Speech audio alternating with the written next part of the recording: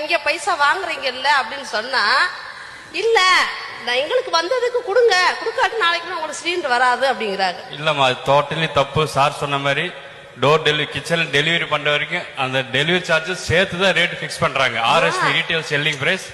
நீங்க ஒரு பைசா கூட கொடுக்க தேவையில்லை. அப்படி ஏதாவது டிமாண்ட் பண்ணாங்கன்னா நீங்க உங்க டிஸ்ட்ரிபியூட்டர் கிட்ட கம்ப்ளைண்ட் பண்ணுங்க. Immediately officers will take action. Don't worry. மேயர்கிட்ட போய் கேட்டேன் சார், ஏன் இந்த மாதிரி கேக்குறீங்க, கேஸ் ஆபீஸ்ல போய் கேட்டேன் சார். கேட்டதுக்கு அவங்க என்ன சொன்னாங்க, அவங்க வந்ததுக்கு பெட்ரோல் செலவு வேணும்ல. அதான் ஏமாத்துறாங்க. இவர் வந்து IOCL நீங்க சொல்லக்கூடிய இந்தியன் கேஸ் கம்பெனியோடைய சீஃப் மேனேஜர் திருச்சி ஏரியால இருக்காருமா. அவங்க சொல்றத அவங்க வாயால கேளுங்க. கிச்சன் வரைக்கும் கொடுக்கறதுக்கு தான் சம்பளம். ஒரு ரேட்டு சிலிண்டர் 700 ரூபான்னா ஆக்சுவல் ரேட் 650 ரூபா. அது டெலிவரி சார்ஜஸ்க்கு டிஸ்ட்ரிபியூட்டருக்கு 50 ரூபா. அதையும் சேர்த்து தான் அந்த ரேட்ல வச்சு 700 ரூபான்னு பிக்ஸ் பண்ணி ரேட் சேல்ஸ் பண்றோம் உங்களுக்கு.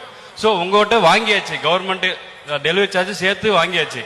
அதனால நீங்க எக்ஸ்ட்ரா தர தேவையில்லை, தரக்கூடாது. அந்த மாதிரி யாராவது டிமாண்ட் பண்ணாங்கன்னா நீங்க உங்க ஏஜென்சிட்ட இம்மீடியட்டா கம்ப்ளைண்ட் பண்ணுங்க. சட்டப்படி தப்பு.